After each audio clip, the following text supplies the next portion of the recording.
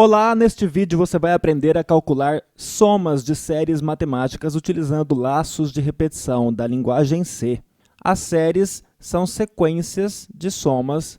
Na matemática elas são infinitas, mas obviamente para nós elas terão que acabar porque o algoritmo é finito.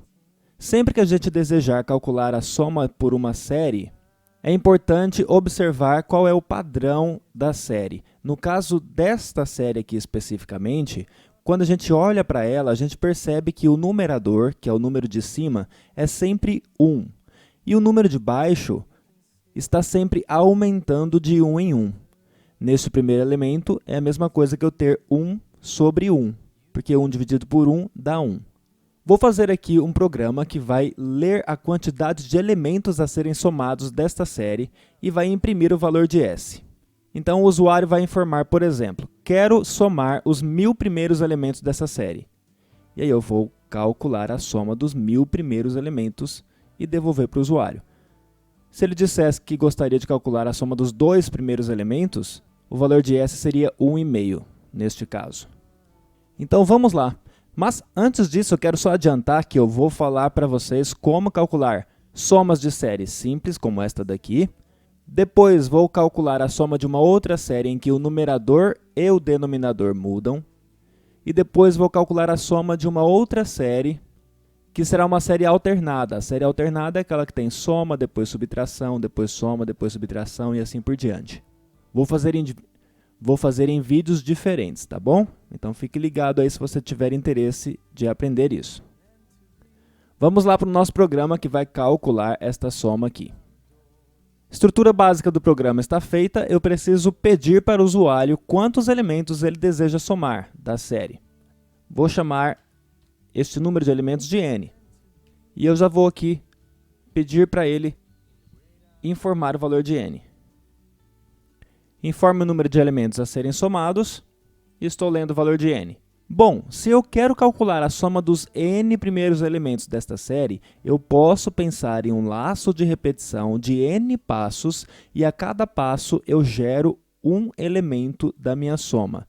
Então, no primeiro passo, eu terei o elemento 1, no segundo passo, o elemento 1 sobre 2, no terceiro, 1 sobre 3 e assim por diante. E eu vou acumulando os resultados da soma em uma variável. Então, eu preciso de uma variável aqui que vai ser um ponto flutuante, um float ou um double, que vai ser a minha soma. E, inicialmente, ela vai valer 0. Vou colocar aqui o inteiro i, que será utilizado no meu laço de repetição. Como eu sei o número de repetições a serem feitas, eu vou utilizar um for. Este for será um for de n passos. Eu poderia começá-lo em 0, desta forma, e fazer i menor do que n, i mais mais.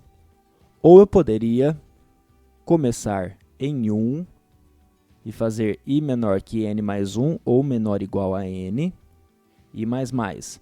Em todos esses casos, eu tenho n passos a serem executados. Deste jeito aqui vai ser melhor. Por quê?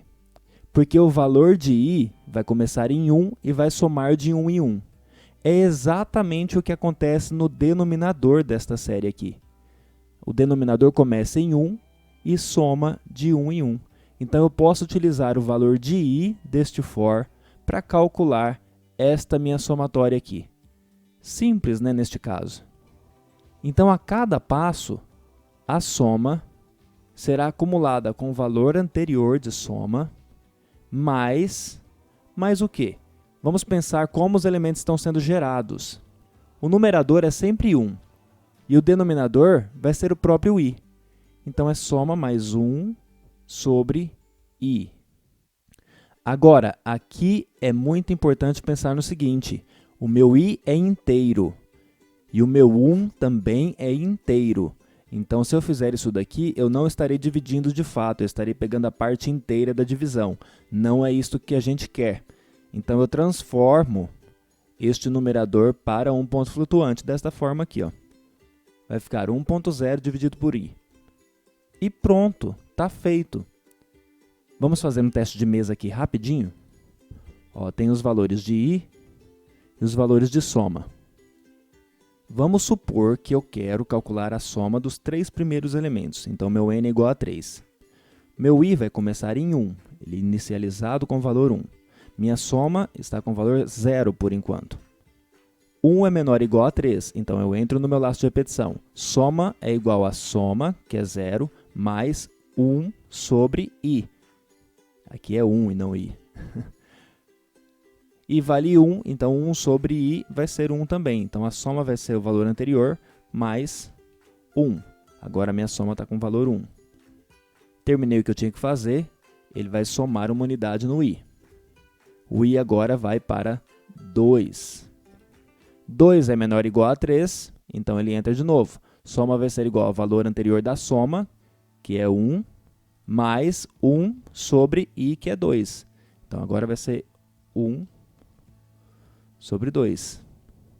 Terminei o laço aqui, ele vai somar uma unidade em i. E agora passa a ser 3. 3 é menor ou igual a 3, então ele entra de novo. Soma recebe o valor anterior da soma, que é 1,5, mais 1 dividido por 3. Então ele acumula com 1 sobre 3 no valor da soma aqui. Terminei o que tinha que fazer, e é somado em uma unidade, então ele vai para 4. 4 não é menor ou igual a 3, então eu saio do laço de repetição e a soma vai estar com o valor 1 mais 1 sobre 2 mais 1 sobre 3, que vai dar aproximadamente 1,83. Então, o programa está fazendo sentido. É exatamente o que a gente quer. E a gente pode, então, imprimir o valor da soma. Vou mostrar para o usuário a mensagem soma dos n primeiros elementos é igual a variável soma. Vou salvar, compilar e executar. Informe o número de elementos a serem somados, vou colocar 3. Soma dos 3 primeiros elementos, 1,833. Eu imprimi com precisão de 3 casas decimais, né? Coloquei .3fs aqui. Se você gostou desse vídeo, se inscreva no canal, clique em gostei aqui embaixo e compartilhe o vídeo com seus amigos. Não se esqueça também de ativar o sininho de notificações para ficar por dentro dos nossos novos conteúdos. Um abraço e bons estudos!